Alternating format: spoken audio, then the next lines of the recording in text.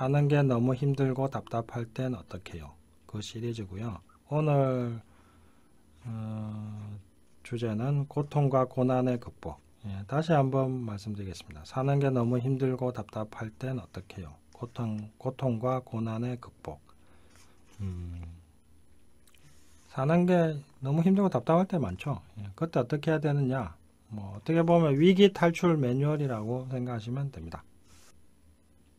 자, 그러면 한번 본론으로 들어가 보겠습니다. 철광석이 펄펄 끓는 열과 무자비한 두드림을 겪어야 강철로 다시 만들어지듯 인간도 고통과 고난의 담금질을 겪으면서 새로 태어납니다. 자, 오늘 고통과 고난의 극복에 대해서 한번 설명을 드리겠습니다. 그리고 이 내용은 저희 책 콕 찍어주는 인생가외 31쪽에 있는 내용을 바탕으로 하겠습니다. 이제 오늘 지금 첫 시간에 말씀드리고 싶은 것은 고통은 해석하기 나름이다. 이 얘기를 말씀드리고 싶습니다. 고통은 해석하기 나름이다. 제가 삼수를 할 때 이제 제 인생 한마디로 지옥의 아수라장에 빠져 있었습니다. 아버지는 몇 년째 류마티스 관절염을 알아서 온몸에 관절이 퉁퉁 부어서 돈도 못 벌고 경제적으로 엄청 어려울 때였고, 증상이 심할 때는 거동조차 힘들어서 대소변까지 받아내야 했고, 엎친 데 덮친 격으로 어머니도 저를 임신했을 때 얻은 만성신염이 악화되어서 결국 복막투수를 하고 있었고, 하루에도 몇 번씩 소변 주머니를 갈듯 호수로 배에 끼운 물주머니를 갈면서 살아야 했습니다. 그리고 뿐만 아니라 당시 고등학생이었던 제 동생은 가출을 밥 먹듯이 하고 여기저기서 폭행 사건에 휘말리고 그러면서 어머니 속을 엄청 썩였습니다. 그런 와중에도 어머니는 생계를 위해 구멍가게를 해야 했습니다. 돈 벌 수 있는 사람이 아무도 없었기 때문에 그랬죠. 자, 중환자의 몸으로 가게에서 남몰래 물주머니 갈아가면서 일을 하는 어머니를 보면서 저는 이제 피눈물이 났죠. 4명의 식구 중에 이제 멀쩡하다고 할 만한 사람이 저밖에 없었는데, 저도 이제 재수도 안 돼가지고 삼수하고 있었고, 온 가족에게 몰아친 이 가혹한 고난 앞에서 저는 온몸이 불타오르는 듯한 분노를 느꼈죠. 왜 한 사람도 아니고 가족 전부가 이런 고통을 겪어야 하는가? 이런 why me라고 하는데, 영어에서도 이런 표현 많더라고요. why me. 무슨 안 좋은 일이 생기면 why me. 내가 왜? 우리 가족이 왜? 저도 그런 느낌이 확 든 거죠. 정말 하느님이 있다면 멱살이라도 잡고서 따져 묻고 싶었습니다. 도대체 나에게, 우리 가족에게 왜 이러는 거냐고 몇 개 따져 묻고 싶었는데 하느님이 눈에 보이지도 않고 따져 물을 방법도 없었죠. 그리고 그때 분노가 얼마나 컸냐 하면은 모나미 007 볼펜 있잖아요. 모나미 볼펜 많이 쓰는 거, 수백만 자로 팔렸던 그 새까만 볼펜, 파란 볼펜.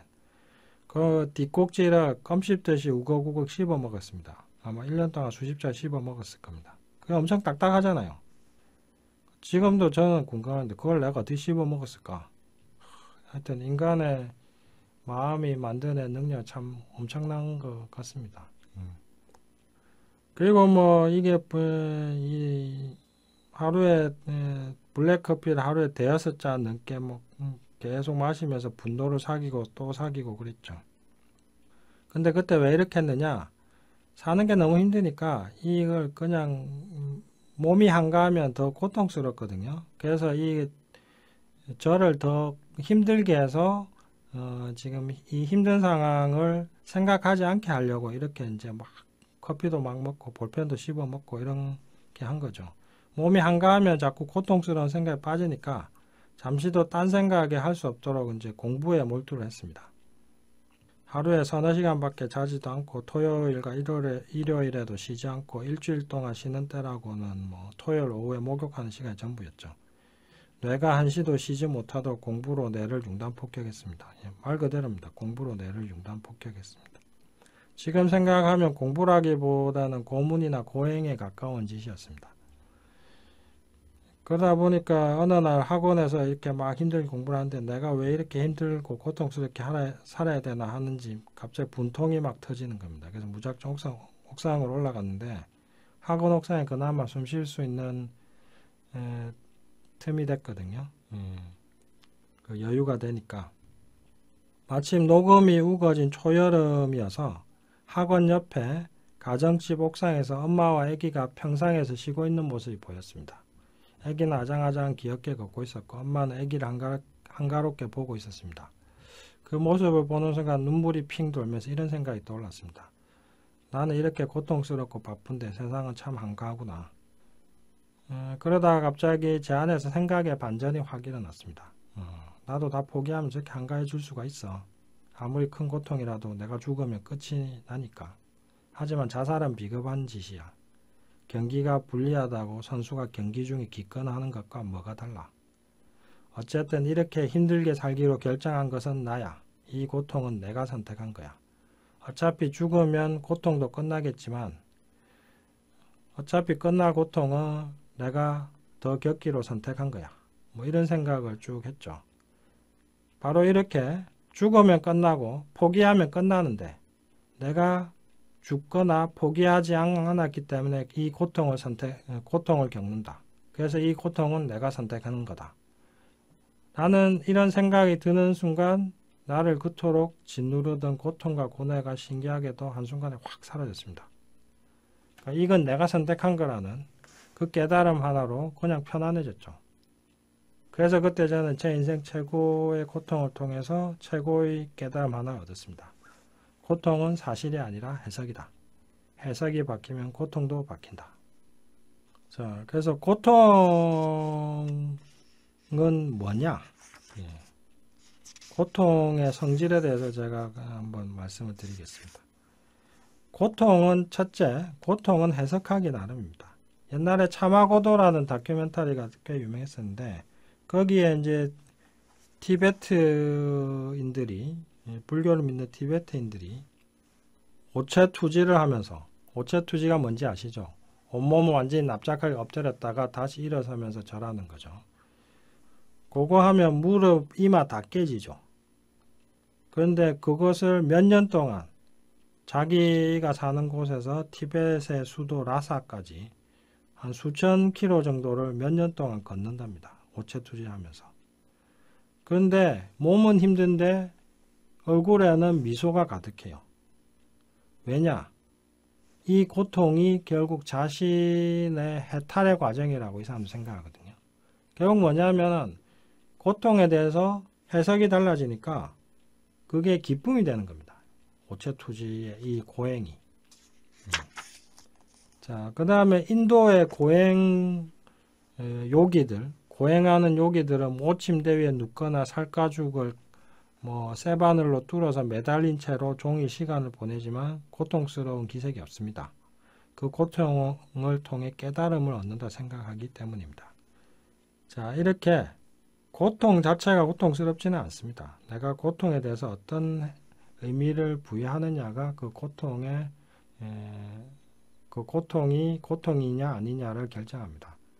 그래서 제가 이걸 깨달은 게 바로 그 가장 고통스러운 그 순간에 이 고통은 내가 선택했어. 죽으면 끝날 수도 있고 포기하면 끝날 수도 있는데 나는 남자답게 버텨낼 거야. 그래서 나는 이 고통을 선택한 거야. 라고 생각하는 순간 그 고통이 고통스럽지 않게 됐다는 거죠. 그렇다고 외부적 상황이 바뀐 건 전혀 없거든요. 자, 그게 바로 고통은 해석하기 나름이다 라는 겁니다. 그래서 이제 삶은 의미를 찾아가는 과정이며 고통 또한 내 삶의 의미가 드러나는 하나의 방식일 뿐입니다. 내가 삶에 부여하는 의미가 바뀔 때 고통의 느낌도 변화합니다. 고통이 그저 고통으로만 느껴진다면 지금 내가 그 고통에 어떤 의미를 부여하고 있는지를 다시 생각해 볼 필요가 있습니다. 둘째, 저항하면 고통은 끈질기게 지속됩니다. 많은 사람들이 이제 상담하러 오면 왜 이렇게 힘드냐고, 왜 사는 게 힘드냐고, 왜 남편이 저 모양이냐고, 왜 돈이 안 들어오냐고, 왜 나만 가난하냐 이렇게 쭉 얘기하는데요. 고통에 저항하는 것, 고통을 일으키는 상황을 미워하고 두려워하고 혐오하고 거부하면 그 고통이 줄어들고 사라지는 게 아닙니다. 더 커집니다. 그래서 어쩔 수 없는 고통에는 그저 마음을 비우십시오. 그저 나를 맡기세요. 그러면 고통과 내가 온전히 하나가 되고 그 고통이 그 순간 바뀌고 변화되고 사라집니다. 이런 예가 이제 뭐 제가 경험한 건 이것과 관련해서 제가 경험한 걸 하나 말씀드리죠. 제가 한 번씩 쥐가 날 때가 있는데 저는 지금 뭐 다른 분도 그렇겠지만 쥐가 나면 엄청 고통스럽습니다. 꼭 무슨 뭐 자다가 지나면 종아리를 무슨 그 송곳으로 콱 찌르는 듯한 제 종아리 근육을 송곳으로 콱 뚫어서 뚫는 듯한 그런 통증이 확 올라오거든요. 그래서 쥐가 나는 게 겁난데 하루는 종아리와 발에서 쥐가 나려고 하는 겁니다. 그래서 이제 또 문득 겁이 났죠. 아, 이거 엄청 아플 건데 이 생각하다가 그날따라 그냥 이 고통에 저항하지 않고 한번 느껴보기로 했습니다. 그래서 뭐 경련이 일어나서 뒤틀린 데 놔뒀죠. 그러다 보니까 다시 경련이 싹 풀리면서 쥐가 사라졌죠. 쥐가 사라졌다가 다시 또 조금 있으니까 경련이 일어나면서 또 쥐가 났죠. 이번에도 그냥 바라보았죠. 아프면 아픈데 그냥 가만히 있었죠. 예, 그거 싫어하거나 두려워하거나 피하려고 하지 않고. 그러자 또 쥐는 사라졌습니다. 그러고 나니까 신기한 게 요즘은 쥐가 잘 안 납니다. 쥐가 나도 가만히 있으면 가만히 바라보고 있으면 그냥 갑자기 편안하게 도로 사라집니다. 자, 이게 바로 저항하면 고통은 끈질기게 지속되는 겁니다. 그게 육체적인 고통이든 심리적인 고통이든 모든 고통은 저항할수록 강해지고 지속됩니다. 예. 그냥 어쩔 수 없는 고통은 편안하게 바라보십시오. 어쩔 수 없는 고통은 많지 않습니까? 예. 내가 바꿀 수 없는 고통은 저항하지 마십시오. 예. 셋째, 고통이 절정에 달하면 기쁨으로 바뀌기도 합니다.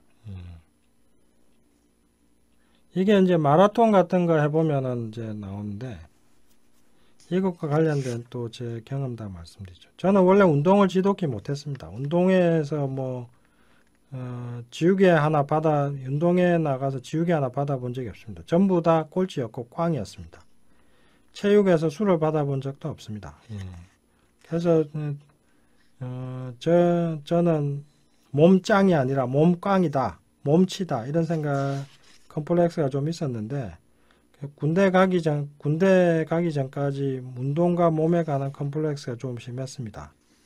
그러다가 이제 군대를 갔더니 이제 제 몸꽝 상태가, 몸치 상태가 더욱 적나라하게 드러났죠. 거기는 다들 맨날 시간만 나면 운동하고 막 힘장하는데 군대 아닙니까?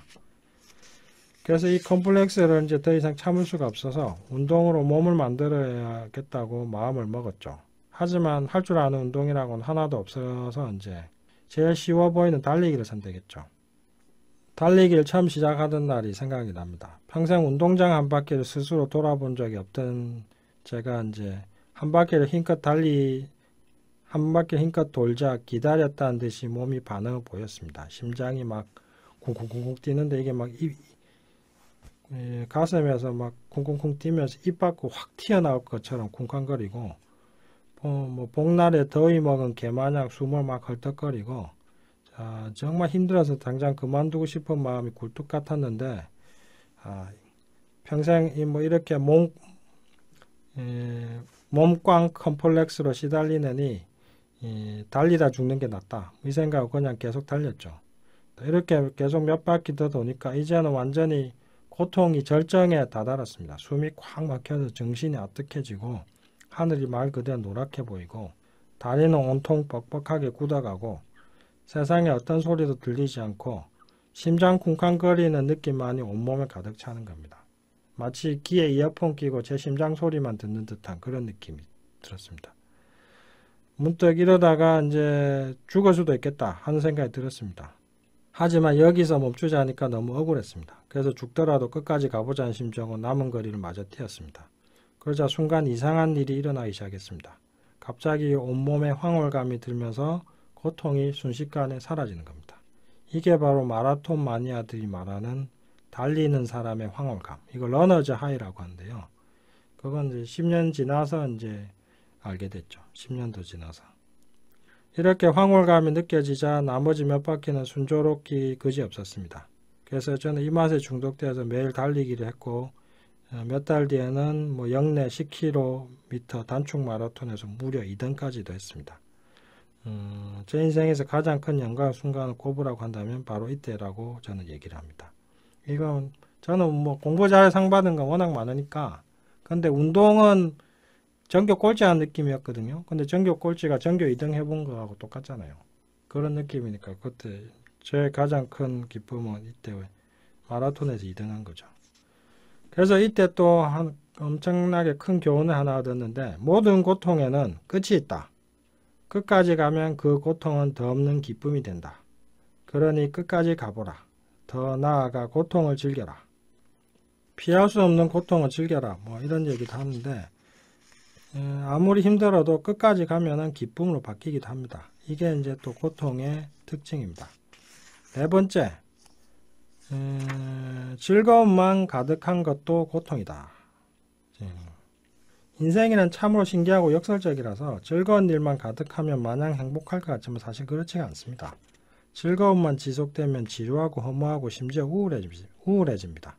이것을 쾌락 역전의 법칙이라고 합니다. 저는 뭐 돈 많은 집의 자제들, 갑부들도 여러 번 상담한 적이 있는데 결국 그 사람들은 이 지루한 삶이 계속되다 보니까 결국 어떻게 되느냐, 뭐 마약 중독, 섹스 중독, 술 중독, 도박 중독, 뭐 증권, 뭐 이런 데에 다 빠지더라 이거죠. 그리고 먹고 살만한 중산층 주부들이 또 우울증에 잘 걸립니다. 그게 뭐냐면은 결국 먹고 살만한 환경이 계속 지속되면 그게 행복한 게 아니라 고통이 되거든요. 특히 이제 이런 상황에서 오래 살아온 사람들은 뭔가 도전할 만한 용기는 없어요. 워낙 안락하게 살아왔기 때문에. 근데 안락한 게 더 이상 행복하지도 않거든요. 이런 사람들이 잘 빠지는 게 중독이에요. 도박, 마약, 뭐 이런 어떤 증권, 뭐 이런 것들. 그래서 저는 이렇게 말하고 싶습니다. 즐거움이 고통이 되고 고통도 즐거움이 된다. 그러니 모두 즐겨라. 좋을 때 좋아하고 안 좋을 때도 좋아해라. 뭐 이게 제가 자주 하는 말인데요. 그 다음에 다섯째, 모든 고통 뒤에는 숨겨진 선물이 있다. 배가 난파되어서 홀로 살아남은 사람이 어느 무인도 해변에 닿았습니다. 그는 하느님에게 구원해달라고 열심히 빌면서 날마다 혹시나 하는 마음으로 수평선을 살폈습니다. 하지만 아쉽게도 아무것도 보이지 않았습니다. 그러다 완전히 녹초가 되어서 가까스로 겨우 움막 하나를 지어 짐승으로부터 몸을 보호하고 남은 약간의 소지품도 보관했습니다. 그러던 어느 날 먹을거리를 찾으러 갔다가 돌아오는데 기가 막히게도 그 움막에 불이 나서 연기가 하늘 위로 치솟는 것이 아닙니까? 설상가상이라더니 그보다 더한 최악의 상황이 벌어져 모든 것을 잃고만 그는 좌절과 분노에 온몸을 떨 수밖에 없었습니다. 그는 하늘에 대고 외쳤습니다. 하느님 어찌 저에게 이러십니까? 근데 다음날 그는 섬으로 다가오는 뱃소리에 놀라 잠을 깼습니다. 드디어 그를 구조하러 배가 온 것입니다. 내가 여기에 있는 줄 어떻게 아셨죠? 우리는 어제 당신이 피운 연기를 보았습니다. 자, 이렇게 모든 고통 뒤에는 숨겨진 선물이 있습니다. 아까 제가 뭐 힘들었던 것들, 뭐 제 가정사에서 힘들었던 것도 쭉 설명해 드렸는데 뭐 그게 지금은 지나고 나니까 저한테 가장 큰 선물들이 됐습니다. 그런 삶의 고통을 겪으면서 저는 인생의 의미에 대해서 탐구하게 됐고 그 의미를 탐구하다 보니까 인생에 대한 답을 얻게 되었고 그 답을 나름대로 얻다 보니까 이제 이렇게 상담도 하고 책도 쓰게 되었고 이렇게 방송에서 강의도 하게 되었고 자, 제가 만약에 그 고통 자, 한번 생각해 보십시오. 제가 그 고통을 안 겪었더라면 무난하게 성장했더라면 저는 지금 여기에 있지도 않았을 것이고 책도 쓰지 못했을 것이고 강의도 못할 것이고 물론 뭐 평범한 삶을 잘 살았을 수도 있겠죠. 하지만 저는 지금 이 삶이 저한테는 더 좋거든요. 근데 제가 지금 이 삶을 살 수 있는 이유는 뭐냐? 과거에 겪었던 그 고통의 결과물이라는 거죠. 그래서 모든 고통은 모든 고통 뒤에는 숨겨진 선물이 있다. 저는 이렇게 말씀드리고 싶습니다. 그리고 저는 고통에 대해서 또 이렇게 말씀드리고 싶습니다. 어떤 것도 잠깐 좋거나 나쁠 수는 있지만 영원히 좋거나 나쁠 수는 없습니다. 그러니까 나쁘다고 너무 고통스러워하지 않으셔도 되고요. 좋다고 너무 집착하지 않으셔도 됩니다. 영원히 좋은 것도 없고 영원히 나쁜 것도 없습니다. 자, 그러면 지금까지 했던 걸 한번 다시 정리를 해보겠습니다. 고통이 뭐냐? 고통에 대해서 제가 설명해 드리겠습니다. 첫째, 고통은 해석하기 나름이다. 둘째, 저항하면 고통은 끈질기게 지속된다. 셋째, 고통이 절정에 달하면 기쁨으로 바뀌기도 한다. 넷째, 즐거움만 가득한 것도 고통이다. 다섯째, 모든 고통 뒤에는 숨겨진 선물이 있다. 자, 그래서 이렇게 얘기할 수 있습니다. 첫째, 모든 고통은 해석하기 나름입니다. 그러니까 고통스럽고 쉽지 않으면 해석을 바꾸면 됩니다. 두 번째, 저항하면 고통은 끈질기게 지속됩니다. 그러니까 고통스럽고 쉽지 않으면 피할 수 없는 고통을 무심하게 받아들이십시오. 셋째, 고통이 절정에 달하면 기쁨으로 바뀝니다. 그러니까 끝까지 가십시오. 피하지 말고 그냥 끝까지 가는 겁니다. 네 번째, 즐거움만 가득한 것도 고통이다. 그러니까 사서 고생하는 법도 좀 배우십시오. 다섯 번째, 모든 고통 뒤에는 숨겨진 선물이 있다. 그러니 고통을 힘들다고 고통스러워하지 마시고 이게 끝나면은 뭔가가 선물이 있을 거야 라고 생각하시고 묵묵히 덤덤하게 이 과정을 살아보십시오. 살아내십시오. 그러면 선물을 받습니다. 이것은 100% 확실합니다. 자, 그래서 이제 고통과 고난으로부터 의미와 선물을 발견할 수 있게 한번 이렇게 EFT를 해보시죠. 손날점 두드리면서 나는 지금의 고통이 그저 고통일 뿐이라고 생각하지만 어쨌든 마음속 깊이 진심으로 나를 받아들입니다. 나는 그저 괴롭다는 생각에 그 안에서 아무런 의미도 찾지 못하지만 마음속 깊이 진심으로 나를 받아들이고 그 괴로움의 새로운 의미와 가능성에 눈을 뜹니다. 나는 괴로워서 그저 미칠 지경이고 어서 빨리 벗어나기만 바라면서 더 괴로워하지만 어쨌든 이런 나를 이해하고 받아들입니다. 자, 연속 두드리기 정수리. 이 일이, 이 상황이, 저 사람이 너무 힘들다, 고통스럽다. 눈썹. 그런데 이 모두가 피할 수 없는 상황이다. 눈가. 그럼 어떡할 것인가? 눈밑. 시험 앞둔 학생이 공부가 고통스럽다 한들 시험이 사라지나 공부가 줄어드나. 코밑. 피할 수 없는 고통을 고통스러워 한들 그 고통이 줄어드나 사라지나. 턱. 고통은 인생의 일부분이고 고통을 피하는 것은 인생을 피하는 것이 아닌가. 쇄골. 그러니 피할 수 없는 고통은 받아들이자. 옆구리. 피할 수 없는 수고는 받아들이자. 다시 정수리. 이제 고통과 수고를 받아들이고 나니 눈썹. 마음에 여유가 생기고 가벼운 기쁨마저 느껴진다. 눈가. 용광로의 열기가 쇠를 만들고 인생의 고통이 나를 만든다. 눈밑. 피할 수 없는 고통이라면 받아들인다. 더 나아가 즐긴다. 코밑. 모든 추억이 과거에는 고통이었다. 이 고통도 지나가면 추억이 된다. 턱. 모든 고난에는 숨겨진 선물이 있고 모든 고통에는 숨겨진 의미가 있다. 쇄골. 고통은 인생의 일부분이다. 옆구리. 나는 인생을 온전히 받아들인다. 자, 모든 사람들이 아무 일 없이 살기를 바랍니다. 그런데 아시나요? 그게 사실은 아무 일 없이 죽는 겁니다. 사람들은 인생길이 쭉 뻗은 고속도로이기를 바랍니다.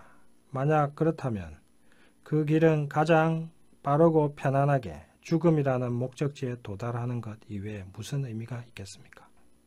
자, 시련과 고통을 너무 두려워하지 마십시오. 시련과 고통이 없으면 능력이 생기지 않습니다. 어떤 고난도 다 선물입니다. 극복하면 성공하고 극복 못할 시련이라면 해탈이라도 할 수 있습니다. 자, 왜 사는 게 어려울까요? 쉽게만 살려고 하기 때문에 그렇습니다. 삶은 수학 문제집입니다. 난이도가 상중하 다 있습니다. 그 중에서 우리는 하만 풀고 싶어 합니다. 그러니까 맨날 중만 만나도 난이도 중만 만나도 헤맵니다. 역설적이지만 쉬운 삶을 사는 유일한 방법은 딱 이겁니다. 어려운 문제를 풀어보라. 그러면 갈수록 수학이 쉬워지리라. 마찬가지로 어려운 삶을 살아보라. 그러면 갈수록 삶이 쉬워지리라. 신화의 힘이라는 명절을 쓴 조셉 캠벨은 이렇게 얘기합니다. 삶은 모험이다. 우리는 영웅이다. 삶은 무난한 것이 아니고 모험입니다. 그리고 우리는 영웅입니다. 삶이 고통스러운 이유는요, 삶이 고통이기 때문이 아니라 삶은 모험인데 우리가 영웅이 되지 않으려 하기 때문에 고통스러운 겁니다. 우리의 삶은 모험이고 그 모험은 우리가 영웅이 되기를 요구하고 있습니다. 그 요구에 순순히 반응하면 우리는 영웅이 되고 삶은 모험이 되고 삶을 그 자체로 다 누리고 즐기게 됩니다. 그러니 고통을 너무 피하시지 않으셔도 됩니다.